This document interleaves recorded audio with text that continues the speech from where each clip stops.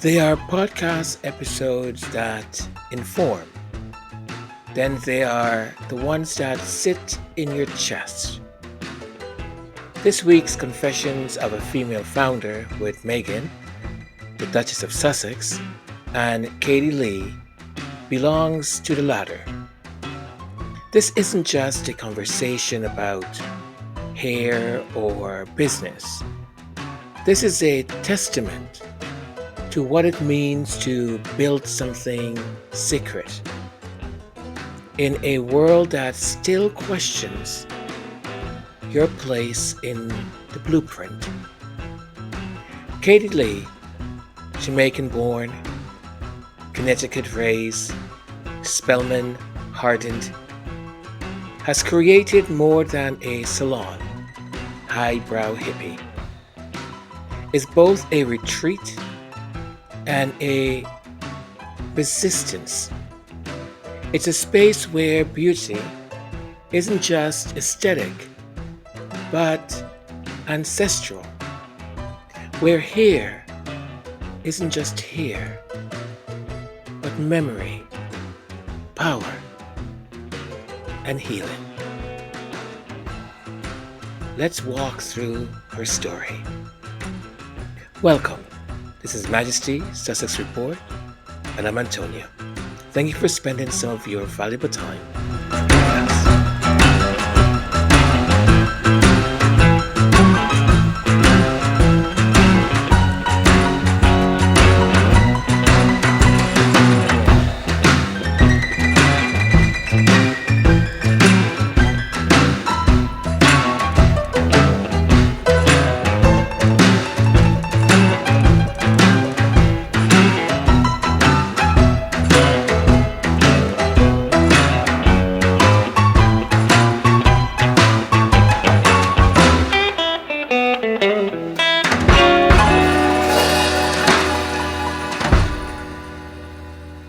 I remember meeting you guys, and you were so warm, and both you and H wrapped us up in these big bear hugs, and I was like, I don't even know these people, and I'm not a hugger, but let's do it, because I think everyone was just so, just needed this exhale of, okay, it's going to be okay, but what now? Because, it's obvious I am a Black woman, and most of my clients, many of my clients are not.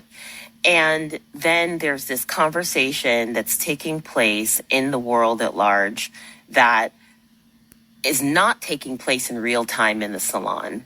And now we have to come together again and talk about that big elephant in the room. Mm-hmm. And as we geared to reopen, I had clients calling, texting, emailing in tears, wanting, I think a lot of them were dealing with feelings they'd never felt before, thoughts that they never had to think about before, whether that be guilt, whether it be just, wow, I've never had to really step back and say that Kadi's existence may be very different than mine.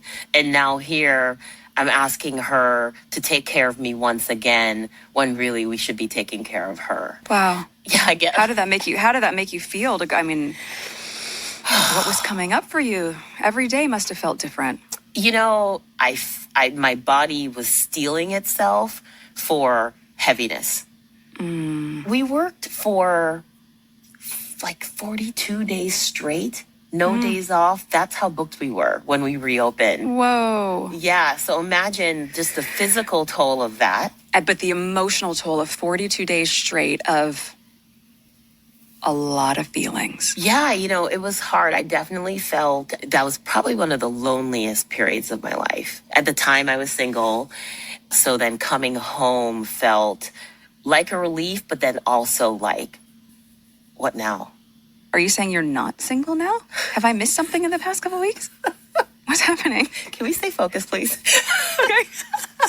Well, you just said it. I was like, oh my. Okay. Perhaps. You have to stay on track. Perhaps we'll save this for a glass of wine on Sunday after all this. Yeah, by the way, lots of wine consumption during that time. True. Fact. And there it is. That thing is what makes Confessions of a Female Founder so special.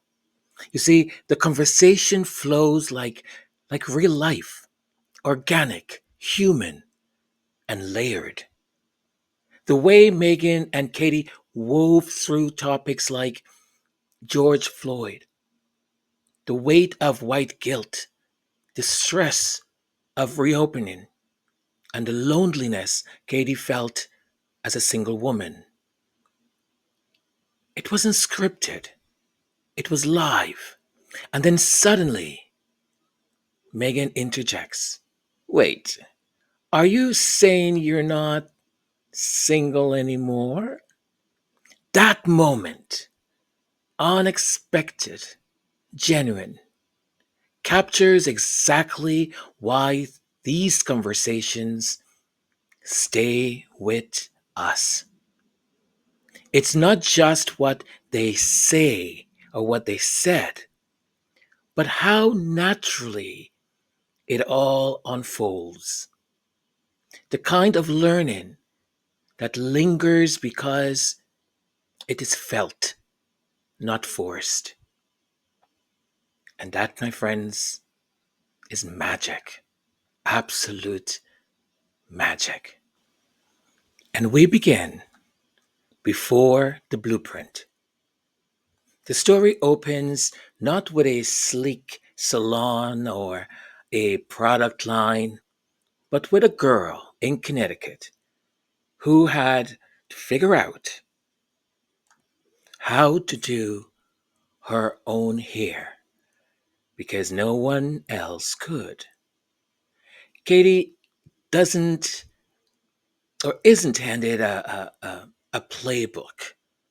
Her mother, working as a housekeeper, exhausted, steadfast, didn't have time to comb through the politics of black hair in a white town. So Katie learned. With burnt towels, flat irons on stoves, and braids, she taught herself how to weave.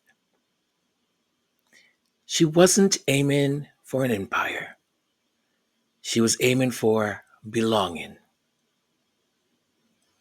Katie retells, or the retelling, of her time at Spelman College is one of the most emotionally rich moments in the conversation.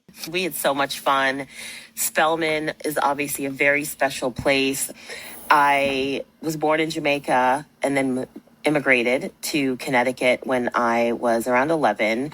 Micah is born and raised in Atlanta. So we have very different backgrounds. But when you get to Spelman, at the time it was a really special, safe space for me because I'd never been around so many smart, beautiful Black women before. And to spend 4 years out of your life not having to worry about being judged for anything else but just your pure merit was the most freeing place on the planet. I mean, plus we were fly, plus we were cute. Like, it was just like, I mean, you couldn't tell us anything. We had the time. You had it going on. We just had a great time. And people often think because it's an HBCU, all Black women, that oh, is that like the only people that you guys spend your time with? But weirdly enough, we all came from like private white high schools. And the fact that I went to Spelman and now, known for like my blonde highlights is like no one's even surprised. Well, and especially because That is a moment that I just didn't want to highlight. I I want to pause. I want us to pause and really reflect on what she just said, on the richness of what she just said. Because here's the truth. Many people, particularly white listeners, may never understand the kind of psychological tax that is lifted when Black women, for once, don't have to shrink. Let me repeat that. They may never understand the kind of psychological tax that is lifted when a Black woman, I'll include men also, for once don't have to shrink themselves, don't have to smile to ease someone else's discomfort, don't have to code switch. That kind of freedom, my friends, that kind of freedom is rare. It's radiant. And if my voice cracks, you know why it's cracking. It makes you walk differently. What she just said, that experience shapes confidence. That experience makes you value who you are. That experience shaped Kadi's confidence. Her voice, her vision. Highbrow Hippie opened just 8 months before the world shut down. A brick and mortar dream built in Venice Beach, now shuttered under the weight of a pandemic and a reckoning. Kadi recounts mixing home dye kits, delivering color to doorsteps in a hazmat suit. Some clients prepaid for services a year in advance so she could write checks to her staff. That is what happens when you've built not just a business, but a bond. When your clients aren't just appointments, they're allies, they're friends, they're family. You care, and they care. That's what makes Highbrow Hippie more than a salon. It's a living, breathing organism powered by empathy and by excellence. By excellence. Too many people do not understand that. Too many people want to justify their mediocrity. I'm going to stop myself there for a moment, right? And really think what I would like to say here. Because that word excellence, it deserves a pause. Because in a time when DEI programs are being dismantled, first under pressure from the present government that ordered the termination or the closure, and then the pathetic part by corporations desperate to stay in that government good graces. All of these programs that they used to sponsor before, now all of a sudden they don't believe in equal rights. All of a sudden they don't believe in gay pride. All of a sudden they don't believe in all these things that they would tell us. No, we support this, we champion this. And now the facade has fallen. The facade is gone, and how quickly it's gone. Now, we need to be brutally honest. Are you ready for some honesty?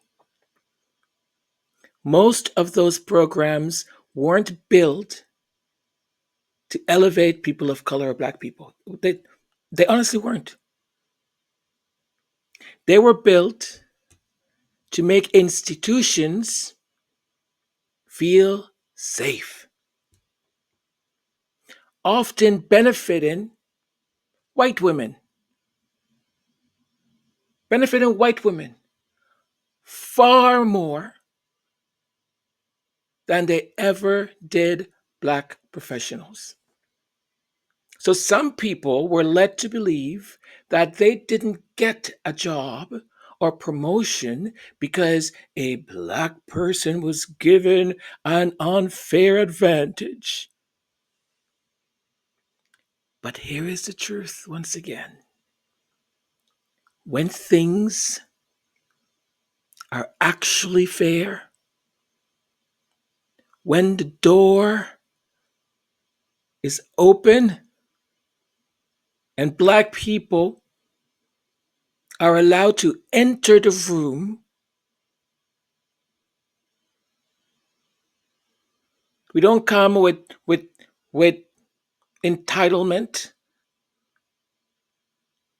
Oh, my granddaddy this, or my dad is that, or whatever. I'm not saying some of you don't have it. I'm saying not all of us have it, right?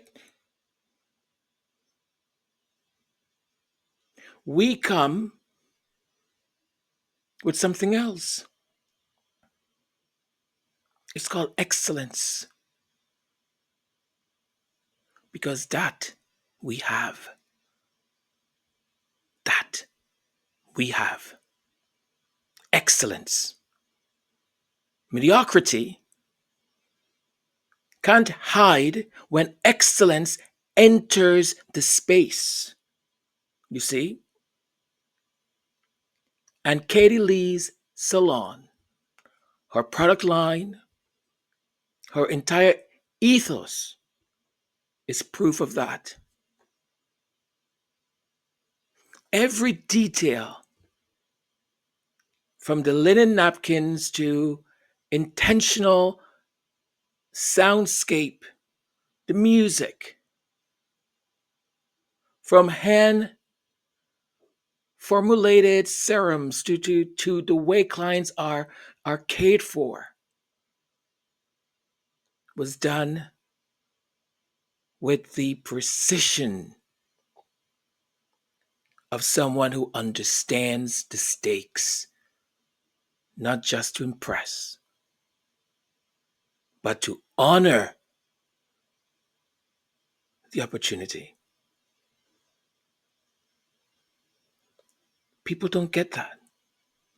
And trust me when I say they don't get it.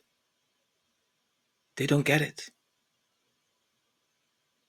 I reorganized and redid an entire process and system in how we show up, how we meet clients, how we greet them.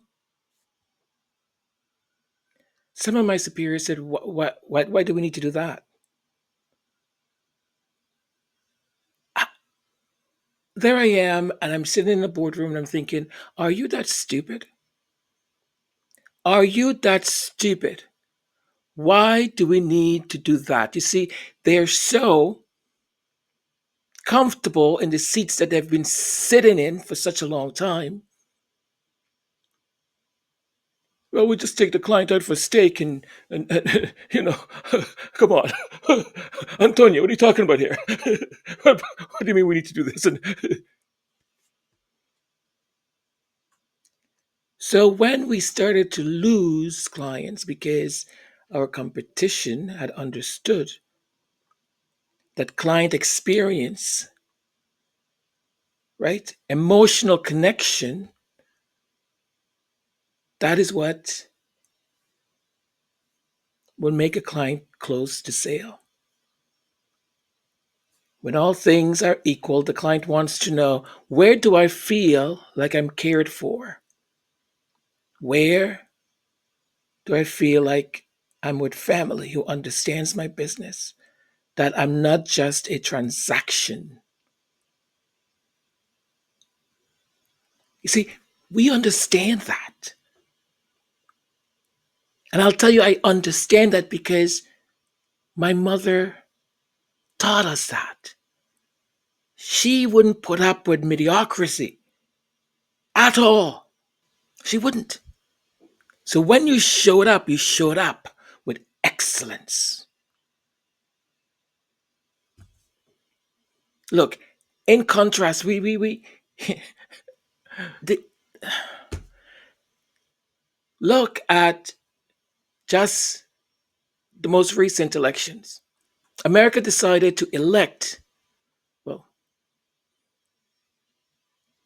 a convicted criminal over one of the most qualified,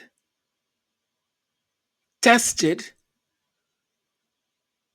black women, to be politically correct,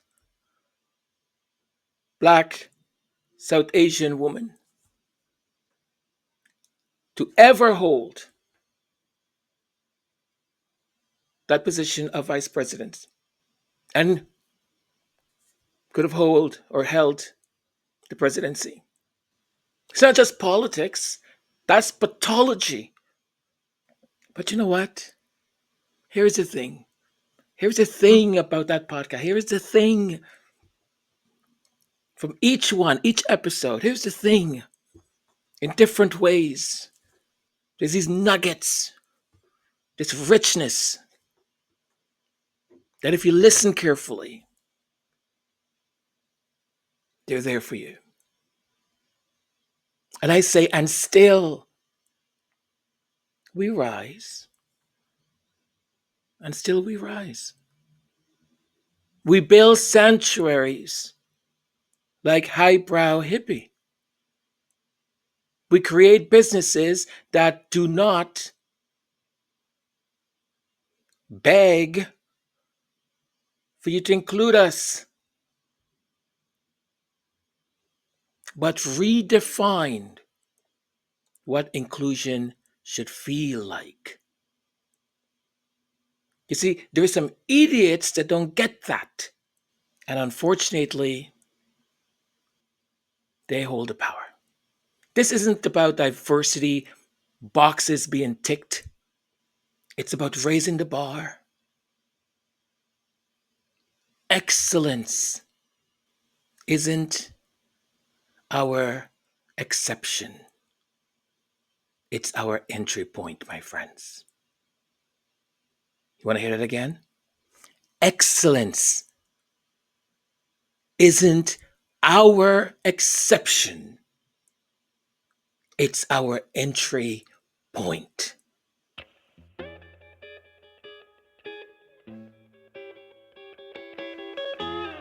All right, so now that I've got you all completely fired up, right? It's good. Fired up. That's what we need to be. Always fired up.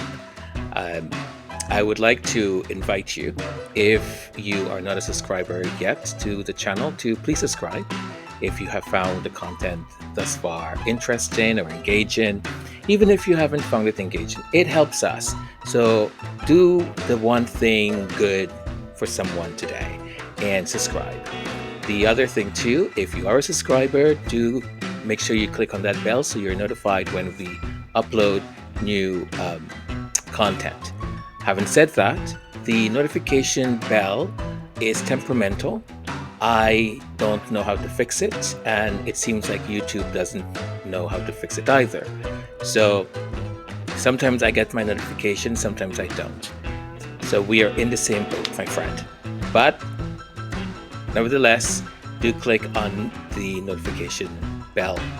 The other thing that helps us is if you were to click on the thumbs up to say, hey, this channel is doing some good work. Its material is interesting. It might not be your cup of tea, but you still find it interesting. So if you don't mind, do give us the thumbs up. Sharing the podcast, sharing the channel information also helps us, because it tells the algorithm that you liked it so much or you think it's interesting enough that you're willing to share it with your friends or your enemies. Well, it depends on how you look at it, right? So thank you either way. Do leave us a comment. I do read all of them, and I appreciate you leaving a comment. Leaving a comment is free to do. All of this stuff that I just mentioned, all free, okay? Now, having said that, we do have a department of, I wouldn't call it censorship. It's not censorship. It's just people who are very, very, very, very touchy about certain things. So not all comments will be published. That's out of my hands, okay? I've employed 250 people to meticulously go through every single comment. And if you say certain things that, gets them in the wrong way, they don't publish your stuff. Don't come yelling at me. I have nothing to do with it. I'm washing my hands like Pilot Populus, whatever his name was. And for those that have inquired, because I've been getting this a lot lately, yes, I am getting paid by the Sussexes.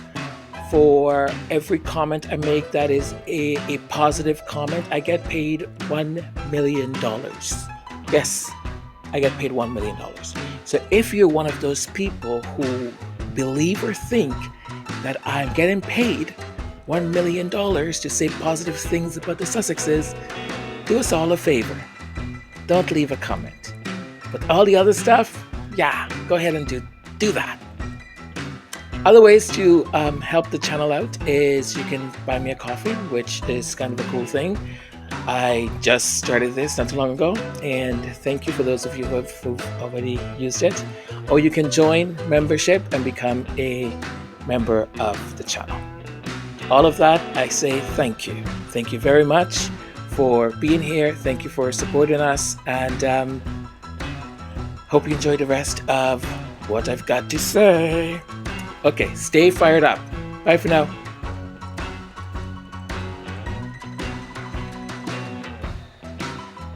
Kadi talks about the elephant in the room. Race,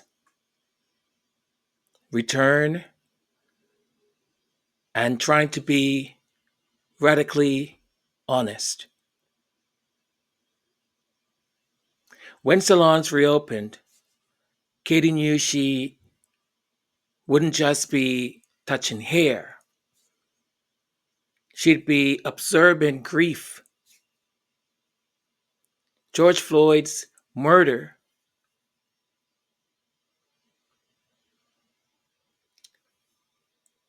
George Floyd unaliven was still fresh.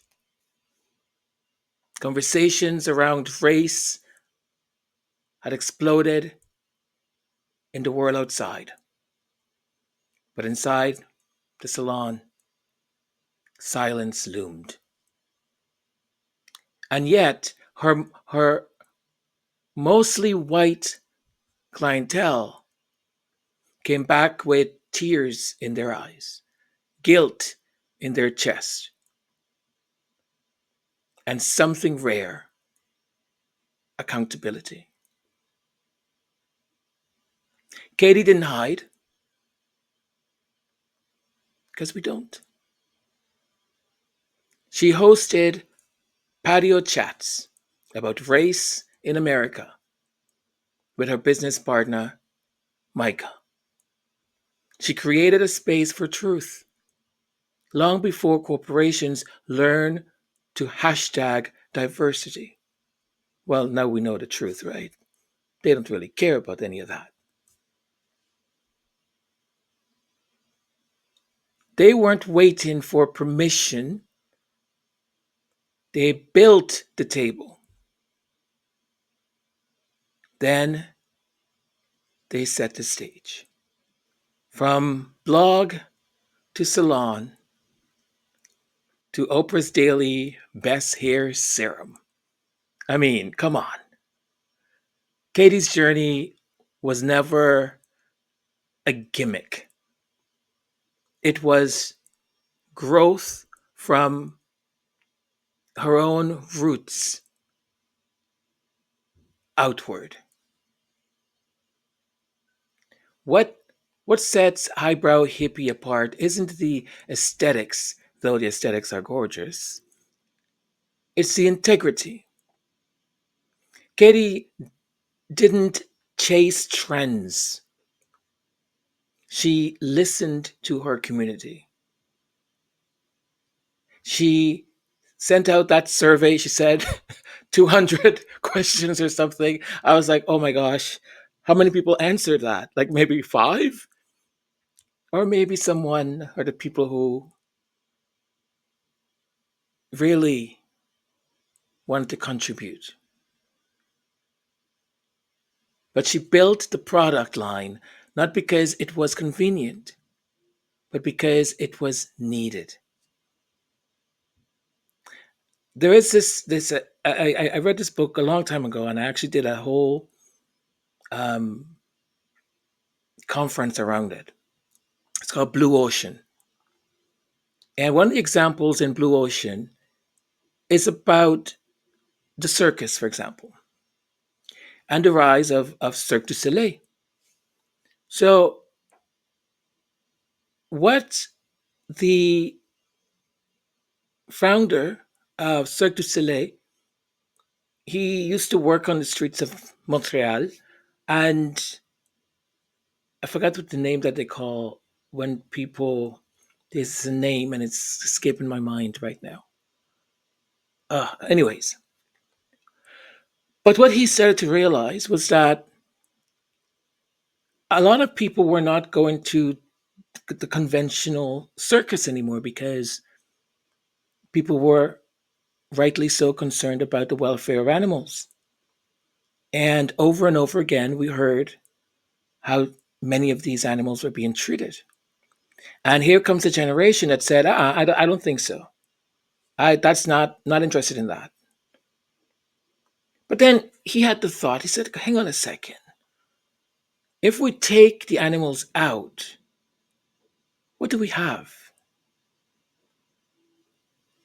Right? We have the ingenuity of people, of humans. We have storytelling. We have a body that we can do these contortions with. And there was the birth of Cirque du Soleil, $1 billion company now, billions. Blue ocean mentality, thinking outside of the box, right?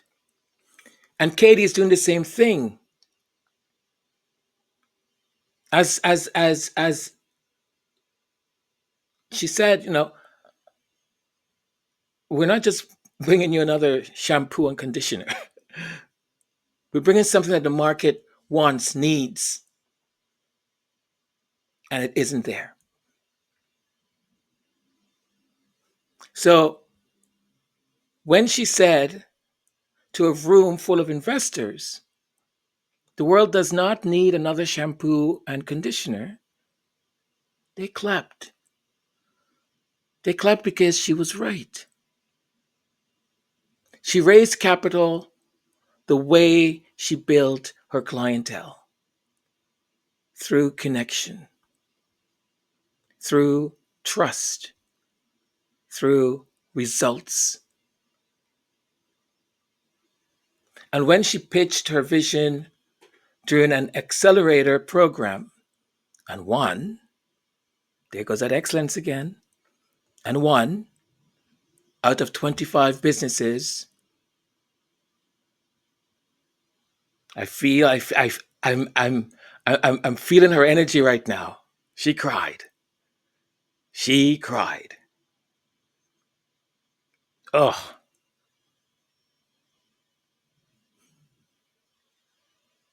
because those tears mean a lot of things, people. It's not just about winning. It's about all the things people don't know. It's about all the things that you've had to jump through, work your way through, smile when you didn't want to, swallow your pride. Those tears are about a lot of things. A lot of things.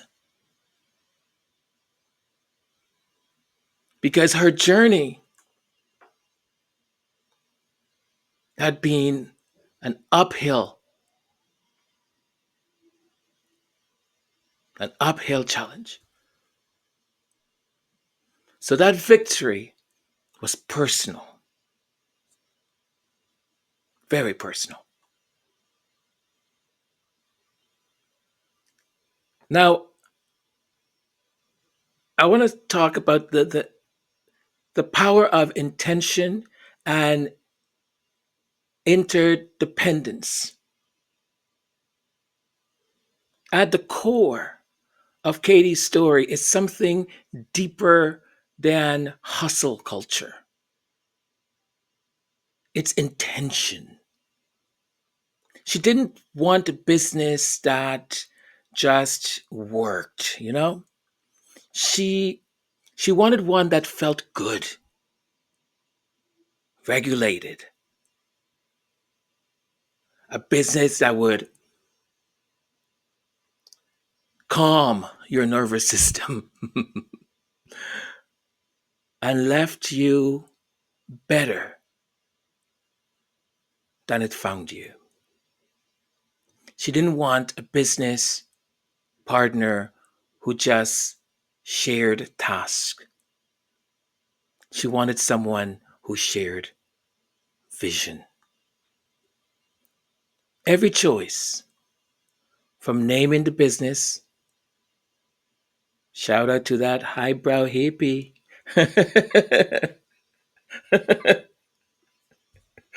I love how they came up with the name. Uh, yeah, I've been called bourgeois sometimes too, or bougie or whatever it is. I'm like, yeah, you got that right. Yes, thank you very much. Thank you very much. There's excellence here. Thank you, thank you, thank you, thank you. Okay, you can leave now.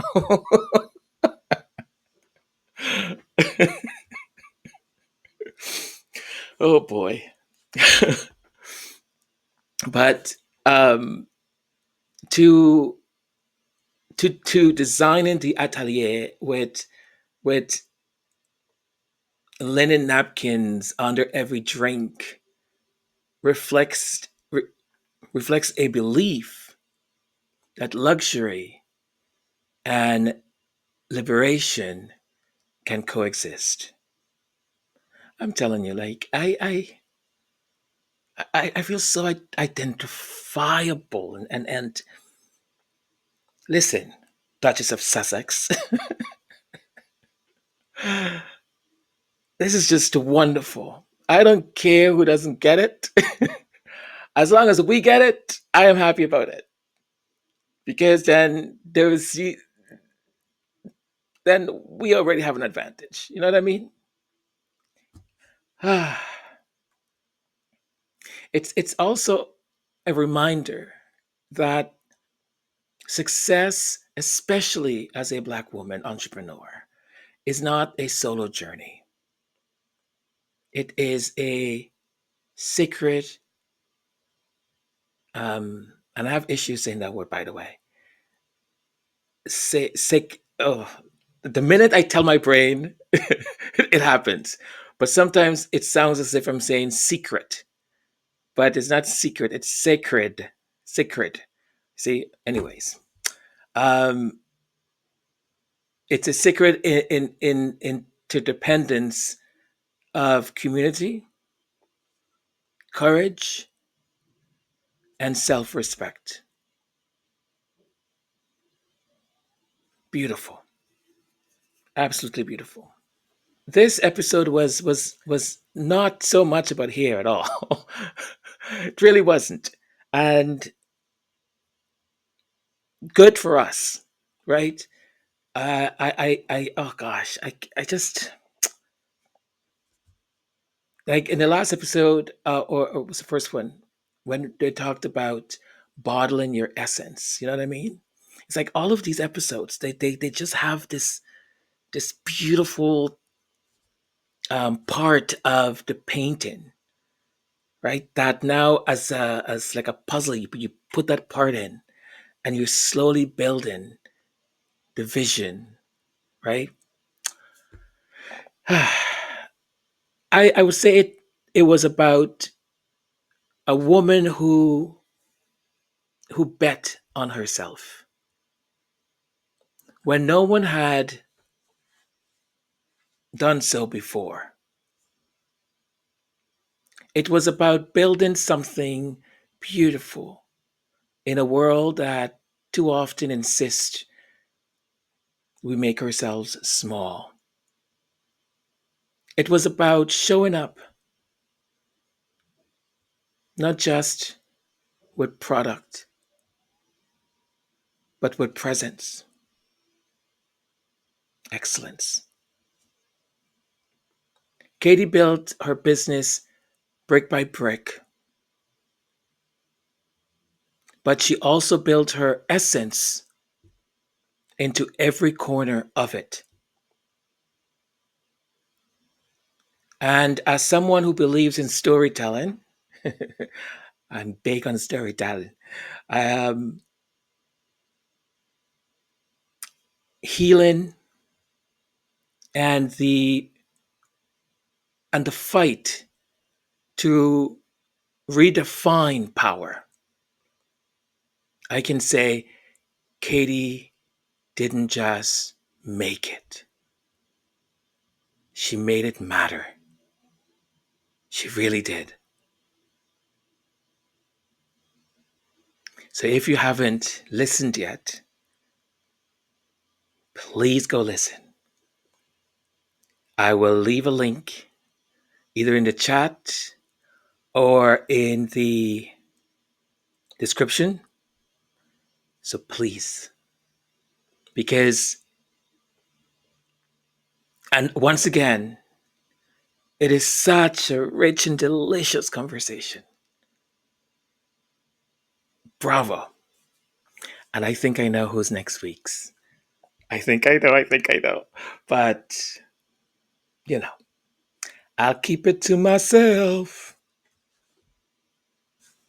So here's what I think, or partially what I think, makes Confessions of a Female Founder so darn special. And of course, I'm going to say the host, right? it's it is by all the means it is Meghan, but not just that she is the host, but she is deeply intuitive. She is a great listener, and she is emotionally attuned to her guests. She is sharp, playful, and she's grounded, able to hold space for difficult conversations about race, grief, entrepreneurship, while still finding room for joy, laughter, sisterhood. Her interjection about Katie's relationship status, I can just, oh boy, um, isn't just a comic relief, right? It's a moment of real life intimacy that reminds us about Megan's gift. Well, that her gift is in connection. She doesn't center herself, but she elevates others. And in doing so, she reveals her own strength, creating spaces where truth feels safe and women, especially Black women, feel seen.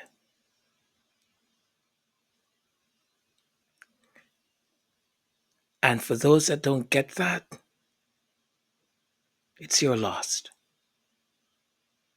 And there's nothing we can do about it. As Prince Harry would say, if you don't see it, there's nothing I can do about it.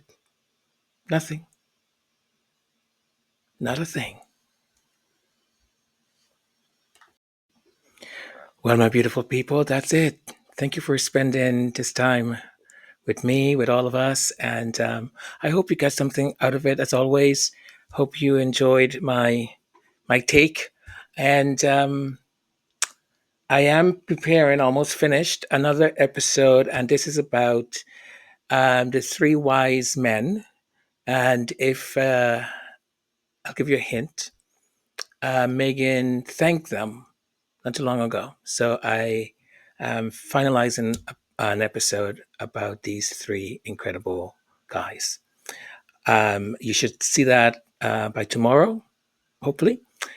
Thank you once again for being here. I appreciate all of you. Love you very much. Remember to always be kind, especially to yourself and to your loved ones, okay? Take care and bye for now. Mwah.